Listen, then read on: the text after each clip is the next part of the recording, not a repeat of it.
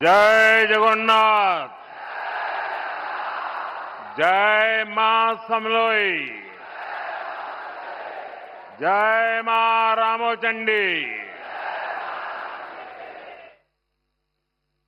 यहां कुछ युवा साथी बहुत सारी कलाकृतियां बना करके ले आए हैं। उड़ीसा में कला प्रेम विश्वविख्यात है।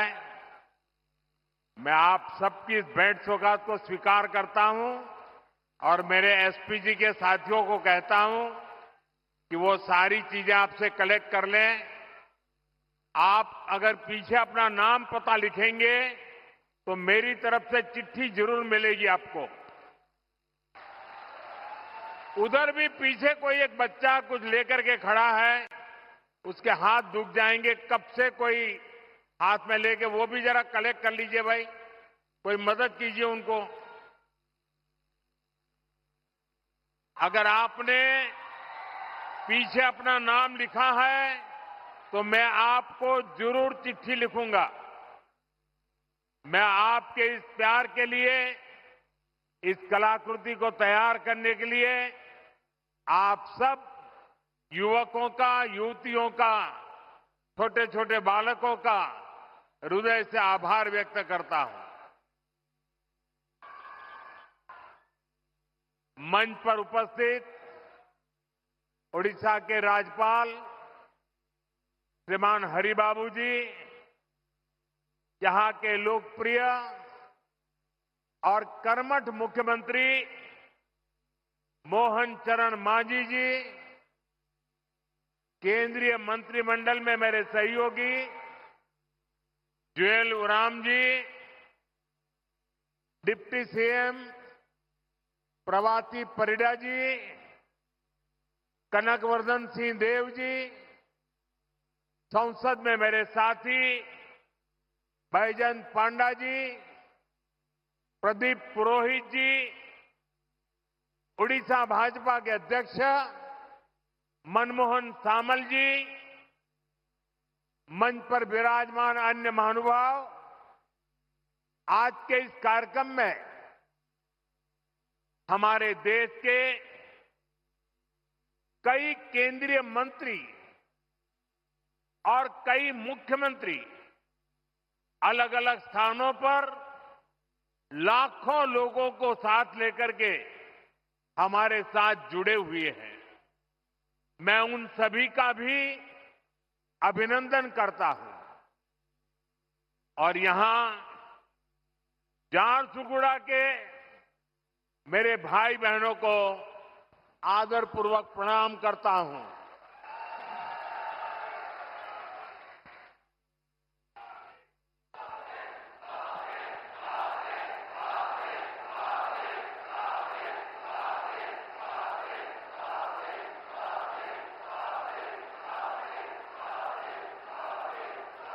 आपके इस प्यार के लिए मैं आपका आभार व्यक्त करता हूं।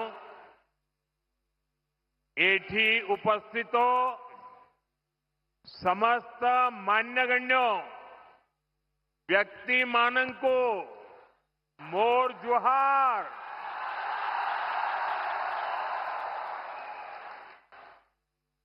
साथियों, इस समय नवरात्र का पर्व चल रहा है और ऐसे पावन दिनों में मुझे मां समोलेई और मां रामोचंडी की इस भूमि पर आप सभी के दर्शन का सौभाग्य मिला है। यहां बहुत बड़ी संख्या में माताएं बहनें भी पहुंची हैं। आपका आशीर्वाद ही हमारी शक्ति है। मैं आप सभी जनता जनार्दन को नमन करता हूं। भाइयों और बहनों, 1.5 साल पहले विधानसभा चुनाव के समय ओडिशा के आप लोगों ने एक नए संकल्प के साथ आगे बढ़ने का प्रण लिया था। ये संकल्प था विकसित ओडिशा। और आज हम देख रहे हैं ओडिशा डबल इंजन की रफ्तार से आगे बढ़ने लगा है। आज फिर एक बार ओडिशा के विकास के लिए, देश के विकास के लिए हजारों करोड़ रुपए के प्रोजेक्ट का काम शुरू हुआ है। आज से बीएसएनएल का नया अवतार भी सामने आया है। बीएसएनएल की स्वदेशी 4G सर्विसेज लॉन्च हुई है। देश के अनेक राज्यों में आईआईटी के विस्तार का काम भी आज से शुरू हो रहा है। इसके अलावा ओडिशा में शिक्षा, कौशल और कनेक्टिविटी से जुड़े अनेक प्रोजेक्ट्स का शिलान्यास और लोकार्पण भी हुआ है। थोड़ी देर पहले ही बरहमपुर से सूरत के लिए आधुनिक अमृत भारत ट्रेन को हरी झंडी दिखाई गई है। और आप भी जानते हैं कि सूरत के साथ आपका जुड़ना कितना महत्वपूर्ण है। इस क्षेत्र का कोई गांव ऐसा नहीं होगा कि जहां के लोग सूरत में न रहते हो। और कुछ लोग कहते हैं कि पश्चिम बंगाल में जितने उड़िया लोग हैं, उसके बाद सबसे ज्यादा उड़िया लोग गुजरात में रहते हैं, सूरत में रहते हैं। आज उनके लिए ये सीधी रेल सेवा शुरू हुई है। विकास के इन सारे कार्यों के लिए मैं आप सभी लोगों को, उड़ीसा वासियों को बहुत बहुत बधाई देता हूं। और आज सूरत में हमारे रेल मंत्री भी इसी कार्यक्रम में उपस्थित है। वहां सभी उड़िया बंधु वहां इकट्ठे हुए हैं। साथियों, भाजपा सरकार गरीब की सेवा करने वाली, गरीब को सशक्त करने वाली सरकार है। हमारा बहुत जोर गरीबों को, दलितों को, पिछड़ों को, आदिवासियों को मूल सुविधाएं पहुंचाने पर है। आज इस कार्यक्रम में भी हम इसके साक्षी बन रहे हैं। मुझे अभी यहां अंत्योदय गृह योजना के लाभार्थियों को स्वीकृति पत्र सौंपने का अवसर मिला। जब एक गरीब परिवार को पक्का घर मिलता है तो वर्तमान ही नहीं, भावी पीढ़ियों का जीवन भी आसान हो जाता है। हमारी सरकार अभी तक देश में 4 करोड़ से अधिक गरीब परिवारों को पक्का घर दे चुकी है।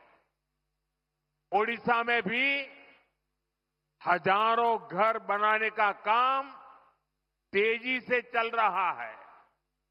इसके लिए हमारे मुख्यमंत्री मोहन जी और उनकी टीम प्रशंसनीय कार्य कर रही है। आज भी करीब 50,000 परिवारों को नए घरों की स्वीकृति मिली है। पीएम जनमन योजना के तहत भी उड़ीसा में आदिवासी परिवारों के लिए 40,000 से अधिक घर स्वीकृत किए गए हैं। यानी आदिवासियों में भी जो अति पिछड़े हैं, उनका एक बहुत बड़ा सपना आज पूरा होने जा रहा है। मैं अपने सभी लाभार्थी भाई बहनों को अपनी मंगल कामनाएं देता हूं। साथियों, उड़ीसा के सामर्थ्य पर, उड़ीसा के लोगों की प्रतिभा पर मुझे हमेशा से बहुत विश्वास रहा है। प्रकृति ने ओडिशा को बहुत कुछ दिया है। ओडिशा ने बहुत दशक गरीबी के देख लिए, लेकिन अब ये दशक ओडिशा के आप लोगों को समृद्धि की तरफ ले जाने वाला दशक है। ये दशक उड़ीसा के जीवन में बहुत महत्वपूर्ण है और इसके लिए हमारी सरकार बड़े बड़े प्रोजेक्ट्स उड़ीसा में ला रही है। केंद्र सरकार ने हाल में ही ओडिशा के लिए 2 सेमीकंडक्टर यूनिट की मंजूरी दी है।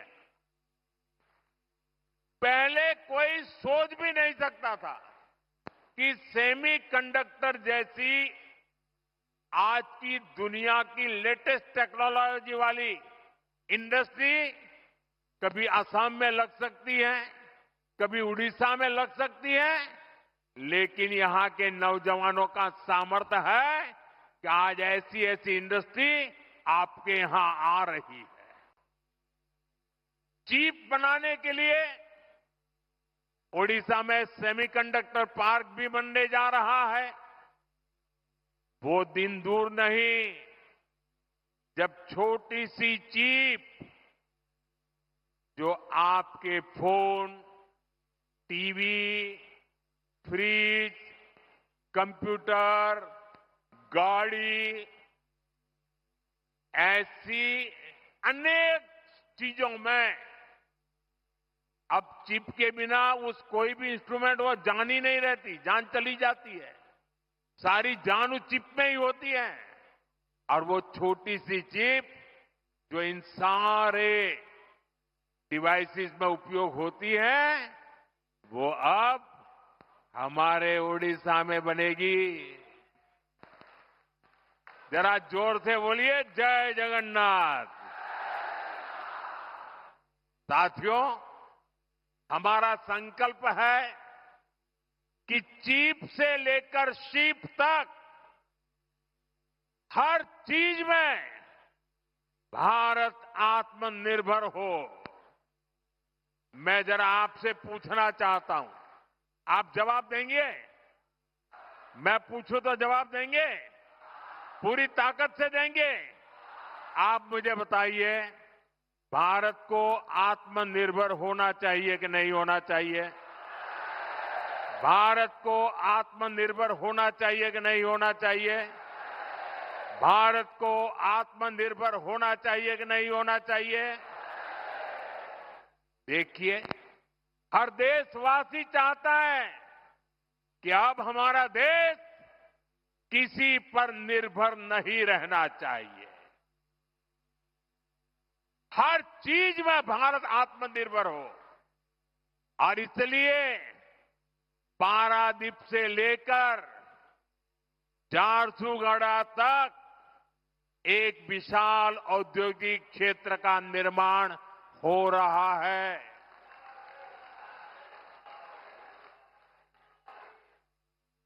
भाई और बहनों, जो भी देश आर्थिक रूप से सशक्त होना चाहता है, वो शिप बिल्डिंग यानी बड़े बड़े जहाज निर्माण पर बहुत बल देता है। व्यापार हो, टेक्नोलॉजी हो या फिर देश की सुरक्षा, शिप बिल्डिंग से हर जगह फायदा होता है। अपने जहाज होंगे तो संकट के समय दुनिया के साथ आयात निर्यात में रुकावट नहीं आएगी। इसलिए बीजेपी की हमारी सरकार ने एक बहुत बड़ा कदम उठाया है। हमने देश में ये बड़े बड़े जहाज बनाने के लिए, शिप बिल्डिंग के लिए 70,000 करोड़ रुपए का पैकेज मंजूर किया है। इससे भारत में 4.5 लाख करोड़ रुपए का निवेश आएगा। ये पैसा स्टील, मशीनरी, इलेक्ट्रॉनिक्स और मैन्युफैक्चरिंग से जुड़े अनेक छोटे, लघु, कुटीर ऐसे उद्योगों तक पहुंचने वाला है। इससे सबसे बड़ा लाभ मेरे नौजवानों को, मेरे देश की बेटे बेटियों को होने वाला है। इससे लाखों नई नौकरियां बनेगी। इसका बहुत अधिक लाभ हमारे उड़ीसा को होगा। यहां की इंडस्ट्री, यहां के नौजवानों को इस रोजगार का लाभ फायदा होगा। साथियों, आज देश ने आत्मनिर्भरता की तरफ बहुत बड़ा कदम उठाया है। जब टेलीकॉम की दुनिया में 2G, 3G, 4G जैसी सेवाएं शुरू हुई तो उनमें भारत बहुत पीछे रह गया था। और क्या चल रहा था वो भी आपको मालूम है। सोशल मीडिया पर कैसे कैसे चुटकुले चलते थे, 2G, 3G और फिर पता नहीं क्या क्या लिखा जाता था। लेकिन भाइयों बहनों, 2G, 3G, 4G इन सारी सर्विसेज की टेक्नोलॉजी के लिए भारत विदेशों पर ही निर्भर रहा। ऐसी स्थिति देश के लिए ठीक नहीं थी। इसलिए देश ने संकल्प लिया कि टेलीकॉम सेक्टर की ये जरूरी टेक्नोलॉजी देश में ही विकसित हो। हमारे लिए गौरव की बात है कि हमारे BSNL ने अपने ही देश में पूरी तरह स्वदेशी 4G टेक्नोलॉजी विकसित कर ली है। अपनी मेहनत, अपनी लगन, अपनी कुशलता से BSNL ने नया इतिहास रच दिया है।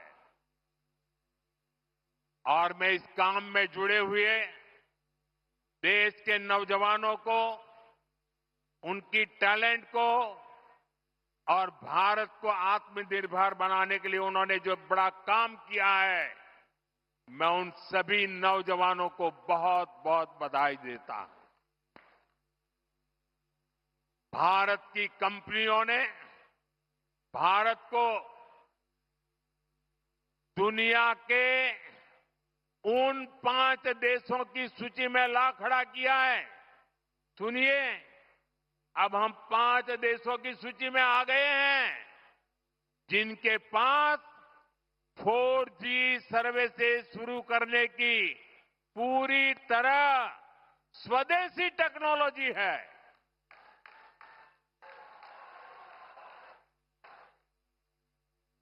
साथियों, ये संयोग है कि आज BSNL अपनी स्थापना का 25वां वर्ष मना रहा है और इस ऐतिहासिक दिन बीएसएनएल और उसके सहयोगियों की मेहनत से आज Bharat global telecom manufacturing hub बनने की दिशा में आगे बढ़ रहा है।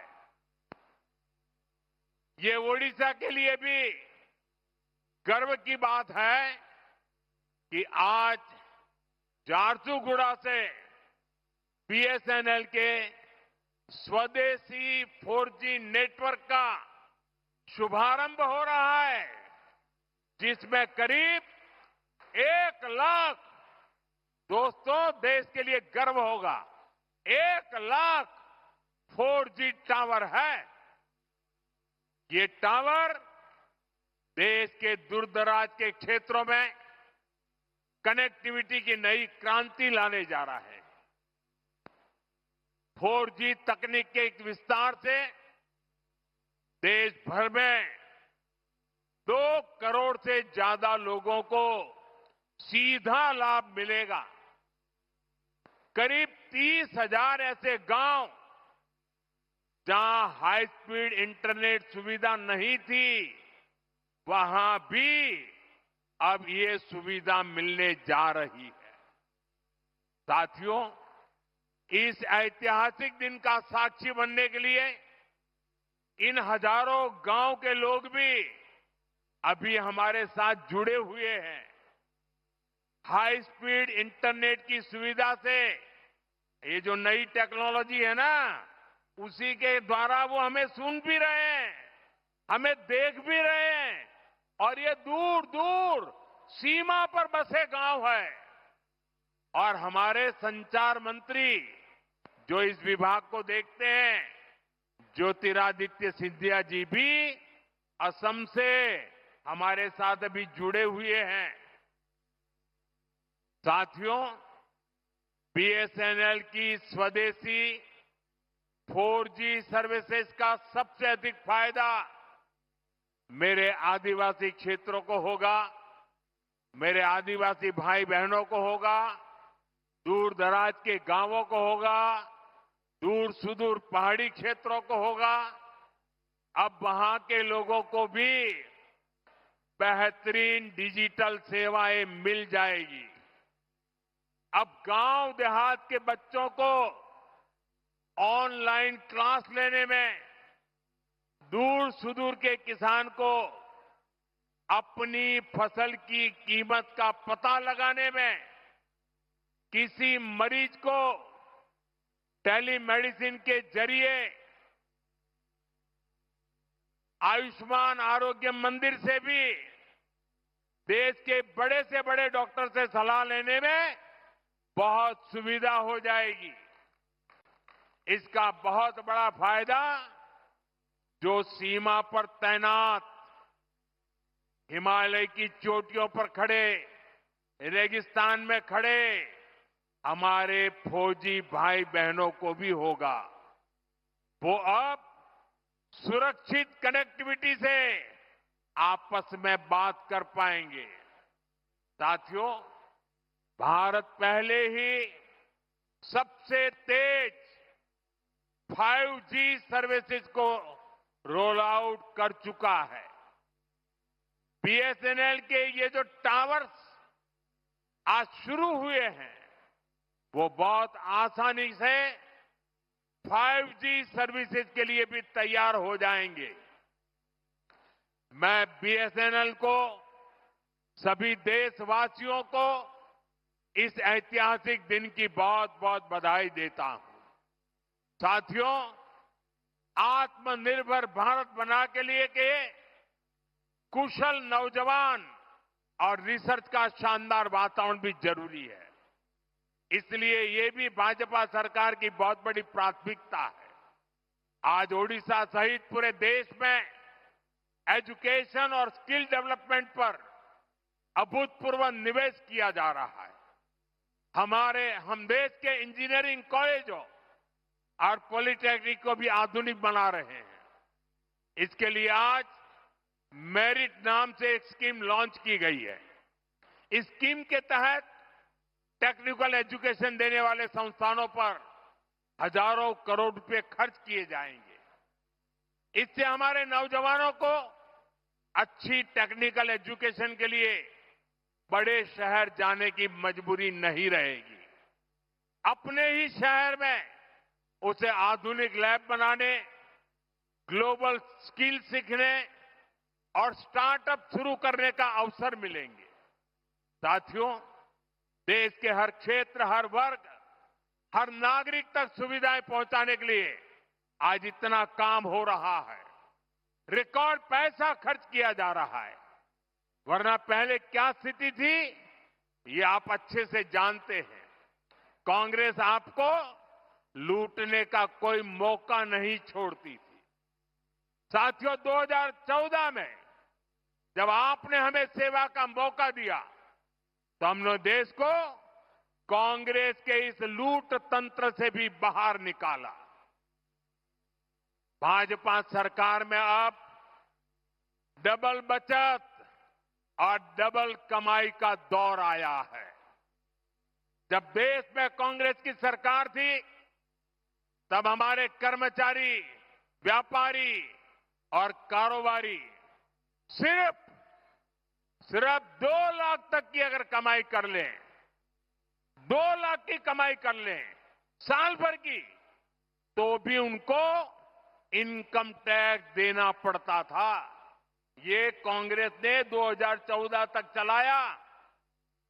लेकिन आज जब आपने मुझे सेवा का मौका दिया, 12 लाख रुपए तक की सालाना कमाई पर 1 रुपया भी टैक्स नहीं देना पड़ता।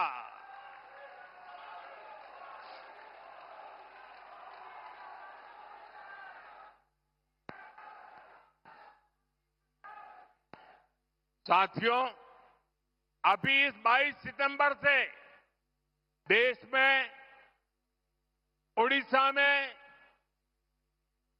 जीएसटी के नए रिफॉर्म भी लागू हुए हैं। इन सुधारों ने आप सभी को जीएसटी बचत उत्सव का उपहार दिया है। अब माताओं बहनों के लिए रसोई चलाना और सस्ता हो गया है। जरूरत की अधिकतर चीजों के दाम बहुत कम हो गए हैं।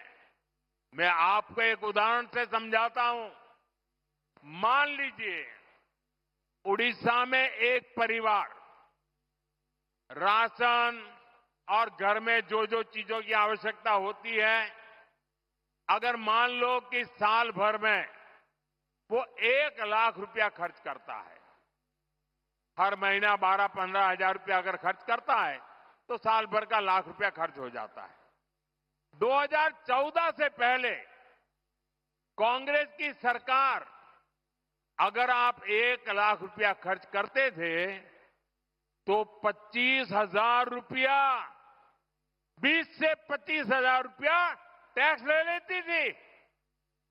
यानी 1 लाख रुपया आपको 1.25 लाख रुपया देना पड़ता था। साल 2017 में हमने पहली बार जीएसटी लाए और उसमें हमने आप पर का बोझ काफी कम किया, टैक्स कम किया। और हम दोबारा जीएसटी रिफॉर्म करके लाए। अब भाजपा सरकार ने इसको बहुत कम कर दिया है। अब 1 लाख रुपए के सालाना खर्च पर एक परिवार को सिर्फ 5-6 हजार रुपये ही देने होंगे। अब बताइए, कहां 25,000 और कहां 5-6 हजार। कांग्रेस राज की तुलना में आज सालाना 1 लाख रुपए के खर्च पर हमारे गरीब, सामान्य, मध्यम वर्ग के परिवारों की 20-25 हजार रुपए की बचत पक्की हो गई है। साथियों, हमारा उड़ीसा किसानों का प्रदेश है। किसानों के लिए भी जीएसटी बचत उत्सव बहुत शुभ है। कांग्रेस के जमाने में अगर किसान ट्रैक्टर खरीदता था तो एक ट्रैक्टर पर उसको 70,000 रुपये टैक्स चुकाना होता था। जीएसटी आने के बाद हमने टैक्स घटाया। अब जीएसटी का नया स्वरूप आया है तो इससे उसी ट्रैक्टर पर सीधे करीब 40,000 रुपये की बचत किसान को होगी। एक ट्रैक्टर पर 40,000 रुपया बचत। धान रोपने के लिए किसान जो मशीन इस्तेमाल करते हैं उस पर अब 15,000 रुपये की बचत होगी।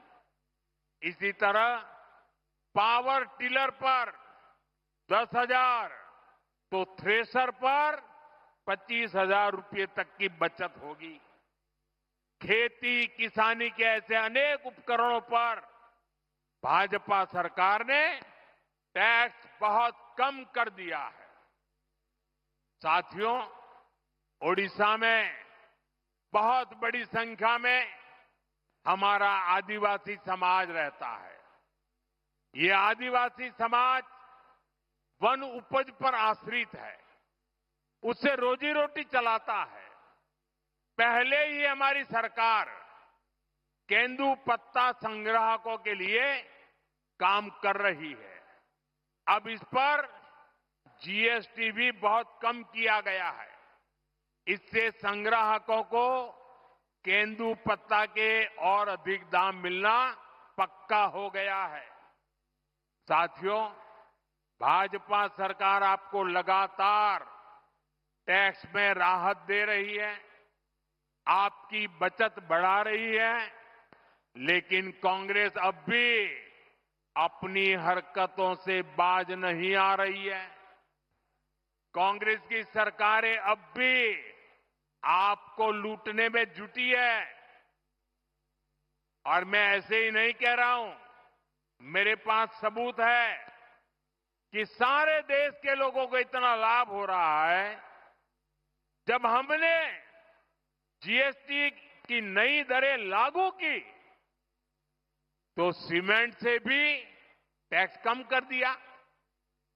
हमारा मकसद यही था कि लोगों को अपना घर बनाने में, घर की मरम्मत कराने में सीमेंट सस्ता होने से कम पैसा खर्चना पड़े। 22 सितंबर के बाद अब आप देखिए, ये बयानबाजी करने वाले लोगों के करतूत देखिए। हिमाचल में कांग्रेस की सरकार है, भांति भांति की हमको गालियां देने की कांग्रेस को आदत पड़ गई है। लेकिन जब हमने जीएसटी का दाम कम किया तो पूरे देश में काम कम हुआ। लेकिन कांग्रेस आम जनता को ये सुख देना नहीं चाहती है। पहले जब हमने डीजल पेट्रोल में पैसा कम किया था तो जहां जहां कांग्रेस की सरकारें थी उन्होंने ऊपर से दूसरा टैक्स लगा करके उतना ही दाम रहने दिया और खुद तिजोरी भर करके लूट का रास्ता खोल दिया। ऐसा ही हिमाचल में कांग्रेस सरकार ने, जब हमारी सरकार ने सीमेंट का पैसा कम किया तो उन्होंने अपना एक नया ही टैक्स लगा दिया। और इसलिए जो फायदा भारत सरकार हिमाचल के लोगों को देना चाहती थी, ये कांग्रेस की लूटबाज सरकार उसमें दीवार बन के खड़ी हो गई।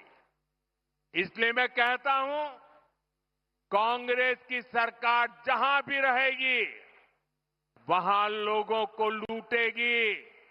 इसलिए देश के लोगों को कांग्रेस से सावधान रहना ही है और उसके साथियों से भी बच के रहना है। साथियों, जीएसटी के बचत उत्सव ने सबसे अधिक खुशी हमारी माताओं बहनों को दी है। बहनों बेटियों की सेवा हमारी सरकार की प्राथमिकता है। इसमें भी हम माताओं बहनों के स्वास्थ्य पर बहुत जोर दे रहे हैं।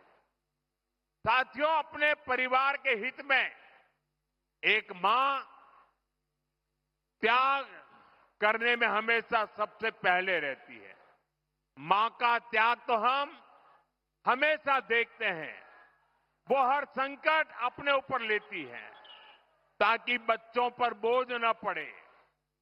मां अपनी बीमारी तक छुपा लेती है ताकि उसके इलाज पर घर का खर्च ना हो। इसलिए ही जब हमने आयुष्मान भारत योजना शुरू की तो इसका बहुत बड़ा लाभ हमारी माताओं बहनों को, देश की महिलाओं को हुआ। उन्हें 5 लाख रुपए तक के मुफ्त इलाज की सुविधा मिली। साथियों, मां स्वस्थ होगी तो परिवार सशक्त होगा। इसलिए 17 सितंबर से विश्वकर्मा जयंती से हर मां के उत्तम स्वास्थ्य के लिए स्वस्थ नारी सशक्त परिवार अभियान देश भर में चल रहा है। इसके तहत अभी तक देश भर में यह आंकड़ा बहुत बड़ा है। अभी तक देश भर में 8 लाख से अधिक हेल्थ कैंप लगाए जा चुके हैं। इनमें अब तक 3 करोड़ से ज्यादा महिलाएं अपनी जांच करवा चुकी है।